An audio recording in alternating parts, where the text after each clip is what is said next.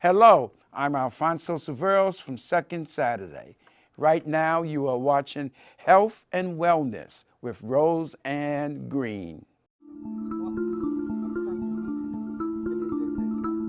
They can't keep doing the same things over and over again and expect a different result. And we have to have clear thinking, so we have to have the nerves flowing properly. So the spine is very important. So the spine needs to be corrected. I was in a tragic accident, and the x-ray and the MRIs from that accident detected that I was in stage 3 Hodgkin's lymphoma, which is a form of blood cancer. I always say that first because food is first, but it actually is the patient, the doctor, and the nutritionist working together as a team. Certainly, I do recommend a holistic approach. I think generally, globally, that's where the world is heading. We have to remember who we are. Welcome to another episode of Health and Wellness. I'm your host, Rose Ann Green, and today we're going to bring awareness to you about colon cancer, which is also called colorectal cancer. And we have on the program today is Dr. Vignesh, and he's from the Downstate Medical Center, and he's the chief in the division of gastroenterology. Don't worry, I know. I'm doing it for me, and my insurance covers it. I am ready. It's time to get screened for colon cancer. It can be prevented. There's more than one way to screen for colon cancer. And screening is easier than ever. If you're 50 or older, talk with your healthcare provider and choose the best test for you. If you're uninsured, call 1-866-442-CANCER. Hi, I'm T. Billy Martin from Women Are Talking TV, and right now you're watching Health and Wellness with Rose Ann Green. Thank you so much, Dr. Vignesh, for being on the program today. Today we're talking about colorectal cancer, or we may often say colon cancer. It's very important because this month we're bringing awareness to this topic. So first, for our viewers who don't know what it is, what is exactly colorectal cancer?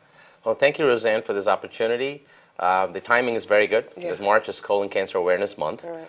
Well, the colon is the large bowel or the large intestine, and it is composed of the colon itself, and the last 4 to 5 inches is called the rectum, which is unique in some aspects, but together we refer to it as colorectal cancer, or commonly as colon cancer. Right.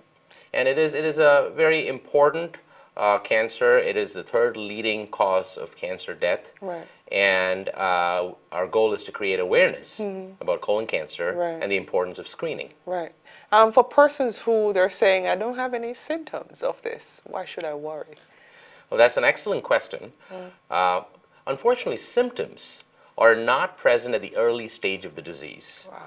So the message I want everybody to take home is don't wait for symptoms. Right. There have been several studies on when colon cancer incidence peaks, and it's in the 6th decade. Right. And the timing of colon cancer screening has been worked out to be in the 5th decade, or when somebody reaches 50. Right. All adults, men and women, should undergo some form of colon cancer screening at age 50. Right. For African Americans, the recommendation is to undergo screening at age 45. Wow. The disease is thought to start earlier in African Americans. Why is that, though? That is still being worked out. The genes and the biology of the disease is different. Right. The exact causes are still not clear, but we do know that the disease can be more aggressive as we often diagnose it at a more advanced stage. Right. And what we can do is begin the screening process earlier. Right. And therefore diagnose the disease at an earlier stage and hopefully cure the disease.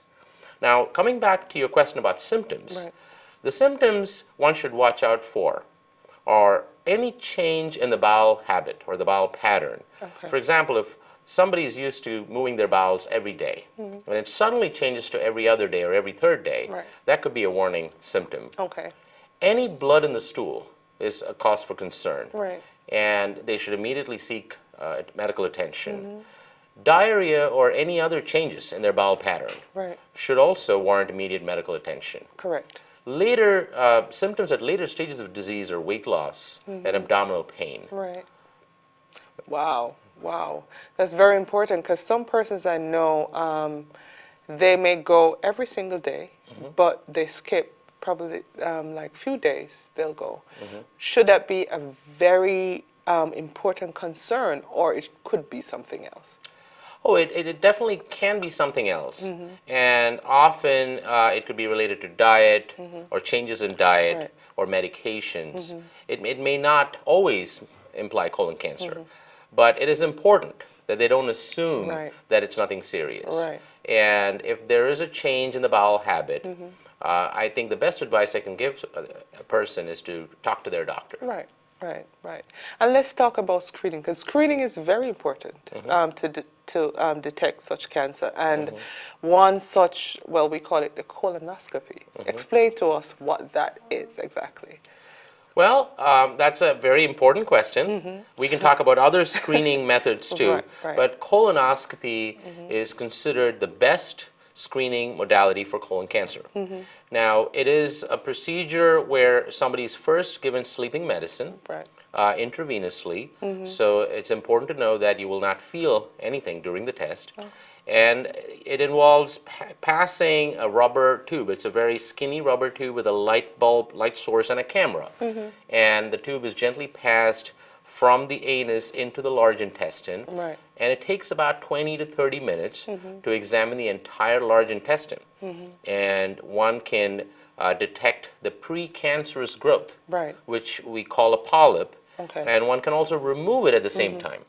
So the very neat thing about colonoscopy is not only can you detect cancer early, you can also detect and get rid of this precancerous growth.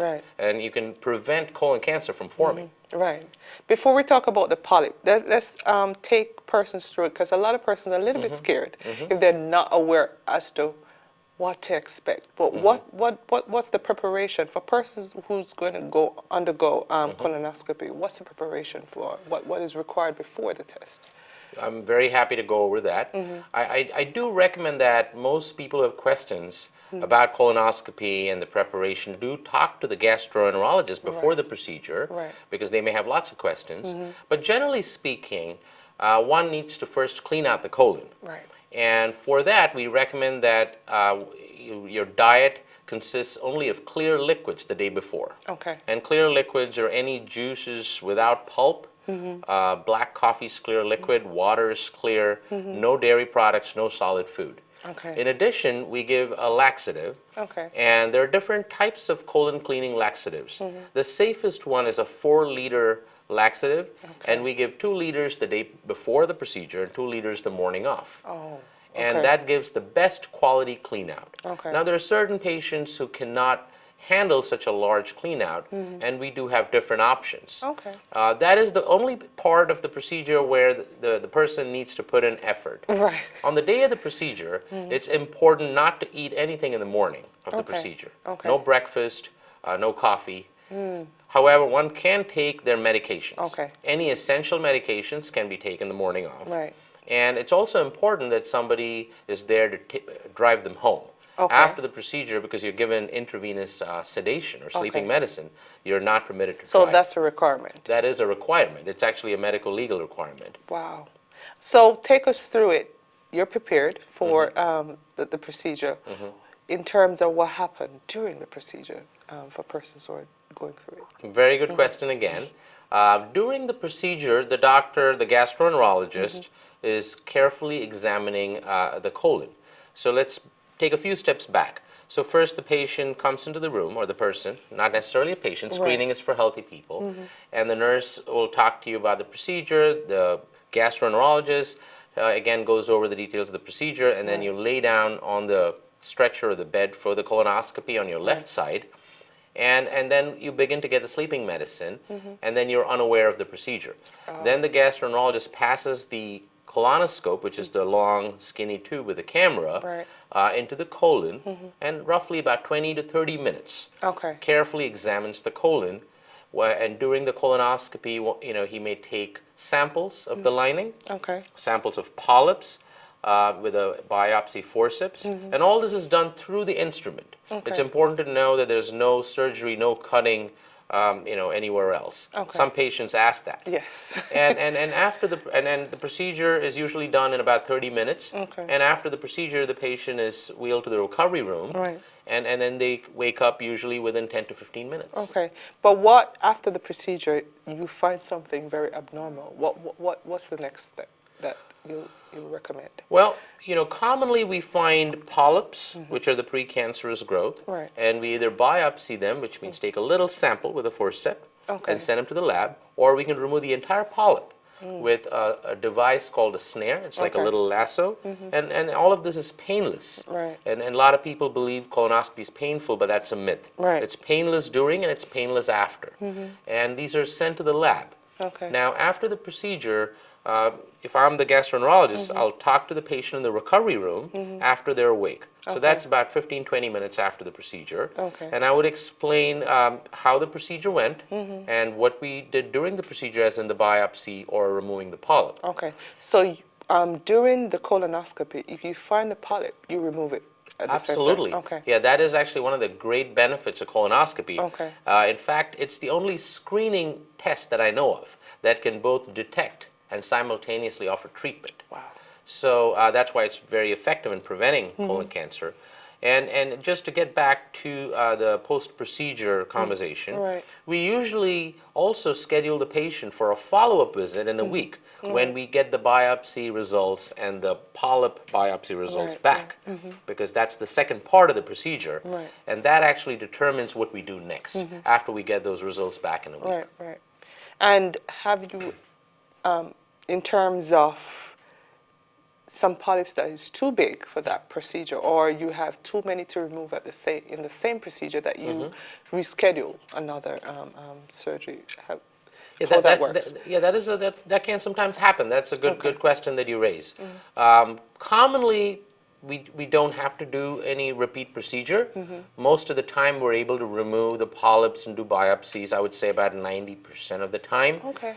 But there are certain situations where we reschedule. Actually, the commoner situation is if the patient's colon is not completely cleaned out.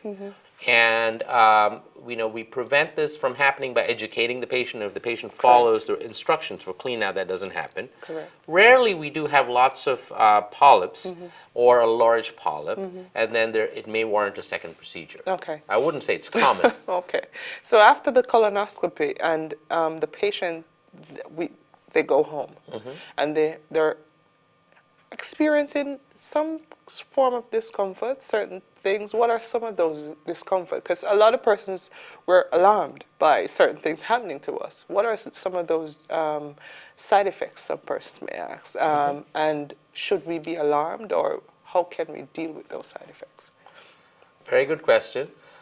First, let me start off by saying the common symptoms that you may experience soon after. So soon after the procedure, most patients feel fine, no different. But I would say roughly a third of them could feel a little bloated and pass gas, which is normal. In fact, we tell the patient and encourage them to pass gas when they're in the recovery room. We encourage them to go to the bathroom if necessary. And that usually passes in about half an hour or so. It may last an hour. But rarely that discomfort from gas can persist for about 5 to 6 hours. Right. Very rarely it persists beyond that. And the other symptom is minor cramping, which again passes in about an hour or so. And some patients may have it a little longer. But you should not feel pain after a few hours. So we do tell patients in our discharge instructions, both verbally, and we write down the instructions to watch out for pain. If they do experience any pain that they feel is concerning, they're instructed to call us back, with a specific number, because that would need attention. If they rarely can experience bleeding, it's rare, especially when we remove larger polyps, or if the patient is on a blood thinner, and we ask them to call us right back. And when they call back, they do speak to a doctor, and based on our assessment, we may ask them to come back to the emergency room or not. So that those types of symptoms are rare, but I think it's important for them to reach out back to their doctor. Let's go through in terms of the stages. What are the different stages of colon cancer? Okay, very good. Well, the first stage, or what we like to diagnose patients in, is the precancerous stage. As gastroenterologists, the way we can make a big difference to this disease is by catching it or diagnosing it even before it starts. Right. And that's the power of screening colonoscopy, because we see the polyp. Polyps are the little growths from the lining. They can be just a few millimeters, rarely several centimeters, and they can be in different shapes and sizes, but they're still in the precancerous stage. Right. And therefore, we're able to remove them with a colonoscopy. Even polyps as large as 4 to 5 centimeters, experienced gastroenterologists can remove without any surgery. Okay. So that we could call stage 0 because it's not really colon cancer yet. But I think your question was primarily about stages of colon cancer. Now, let's say there's already cancer. Right. If it is in the earliest stage where it's just restricted to the lining, the superficial lining of the bowel, it's stage 1. Right. And that's ideal because then we can completely cure the cancer with a surgical procedure or a surgery. And the survival is over 95% in 5 years. So that is ideal. And colonoscopy will also help that, help identify these cancers at an earlier stage. Right. And then you progress to more advanced stages of 2, 3, and 4. Right. So where the tumor starts invading into the deeper layers of the bowel wall, then it's stage 2.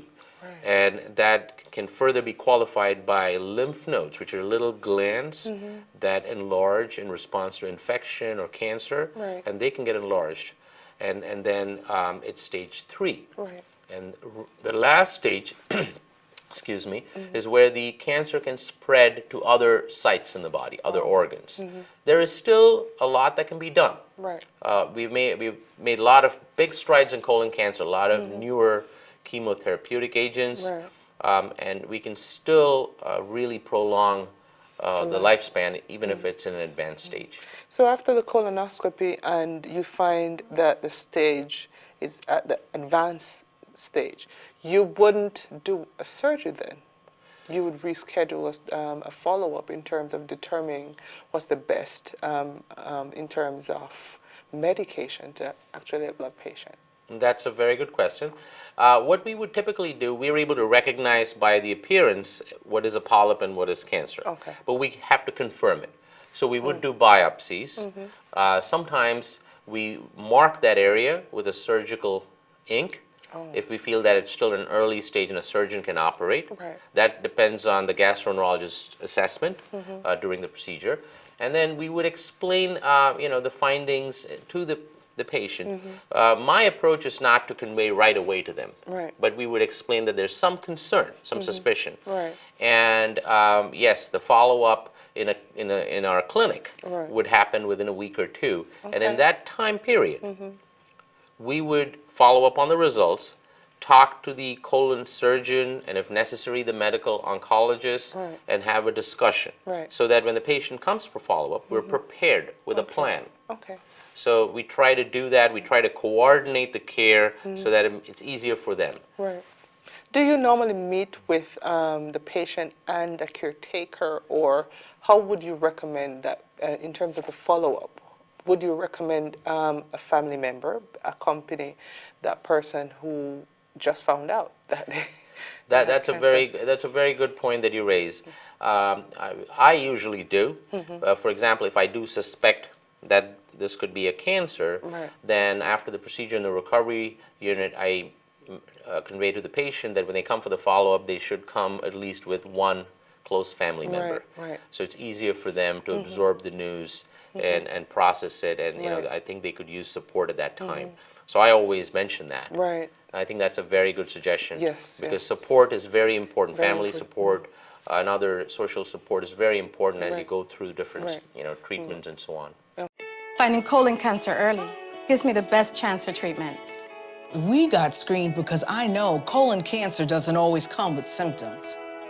I was worried about the cost, but got screened when I learned there are options. My doctor helped me find the right test for me. We got screened when we turned 50. We're so glad we did. If you're 50 or older, talk with your healthcare provider. There's more than one way to screen for colon cancer, and it's easier than ever.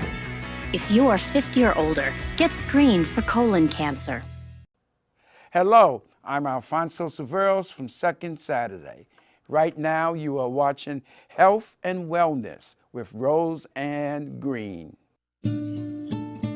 My mother shaped me as an actor, as a musician, as a human being. So when she was diagnosed with colon cancer, it was like our entire family got cancer. And she died when she was only 56, so this is personal.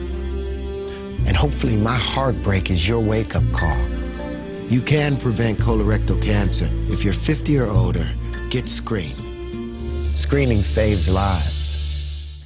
For a lot of persons who they're having symptoms, but they're still a little bit scared, but they're getting out of that shell right now as you speak to them, because they're learning, better understanding what's the procedure and what's the step to take. For persons, they have symptoms, they're a little bit timid as to who to share it with. Who would be the best person at first glance? Should they make an appointment with their primary care doctor? What's the step? Suffering from these symptoms? Yeah, I mean, I want to make sure I give good advice, and I think the best advice I can give is see your primary care doctor as soon as possible.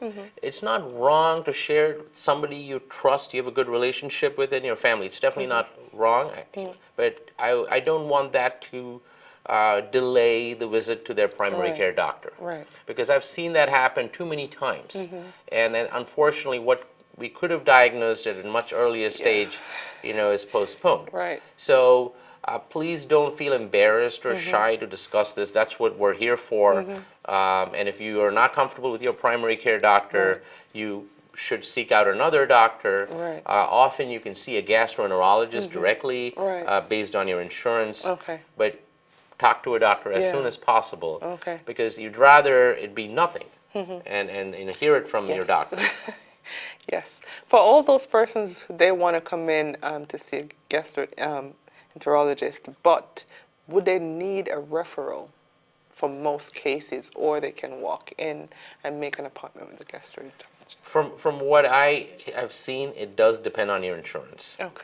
And there are many patients who directly self-refer themselves to a person such as me, a gastroenterologist.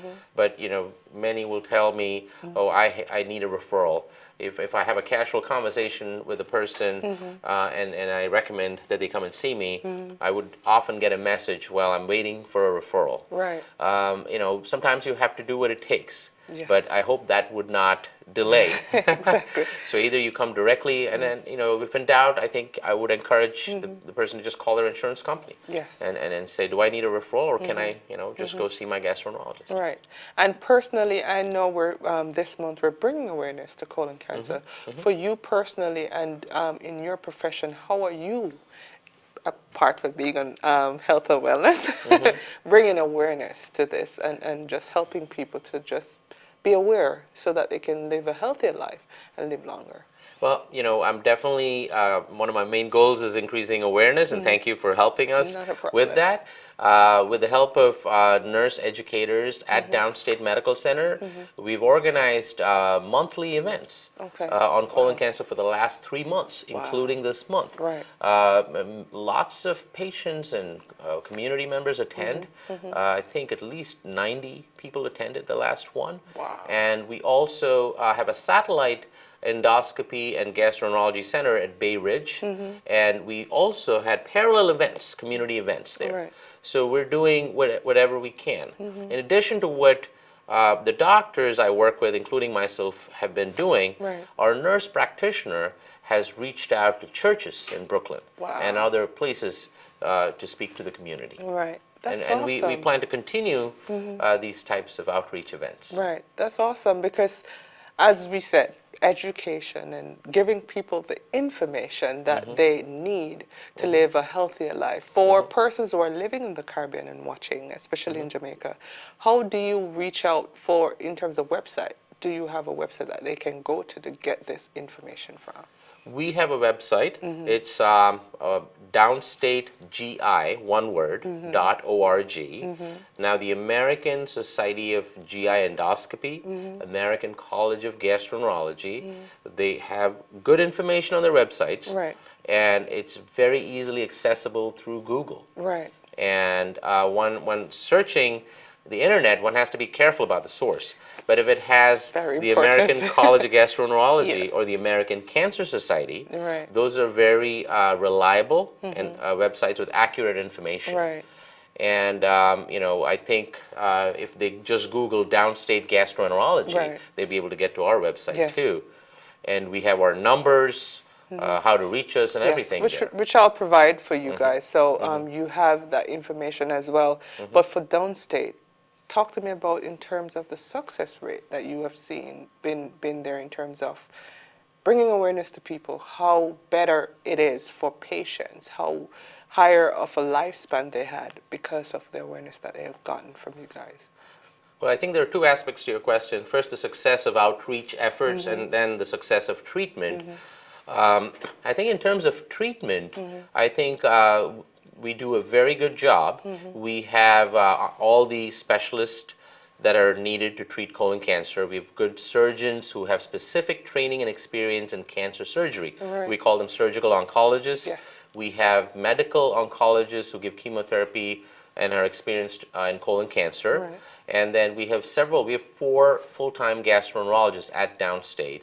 And there are several other private gastroenterologists who work there. There are gastroenterologists in Kings County Hospital who also work at downstate. Okay. So there really should be no difficulty in getting access to a gastroenterologist. And we collaborate and coordinate the care well. We have what we call tumor board meetings every week on Thursdays, where any new cancer that's diagnosed, including gastrointestinal cancers and colon cancer, we discuss among all the specialists and the radiologists to look at their scans. Right. That helps with the staging of the disease, and the pathologist to go over the biopsies. So every patient is discussed so that the right treatment and the right order can be done. Right. And so that really improves the quality of care. Wow, wow. This is a wealth of information that you have provided for us, Dr. Vignesh. I must thank you for coming on the program, and thank you so much for helping us to bring awareness to colon Thank you very cancer. much for this opportunity. Right, as we bring you, our viewers, awareness about this cancer. Thank you so much for joining us on this episode of Health and Wellness. Stay well. I want to start from what is acid reflux. Acid reflux has become a very common problem. And first thing we all should know is we make about 2 liters of hydrochloric acid every day. Wow. And it's in the stomach. The stomach is built to handle this acid. But the food pipe, or the esophagus as we call it, is really not built to handle that kind of acid. So what happens is when the stomach contents, which is often a mixture of acid and food and bile, they reflux or just travel up the food pipe. It causes symptoms, which are often in the nature of burning or pain or other symptoms. And you know, in some people it is more severe, that the reflux can happen all the way up to the back of your throat.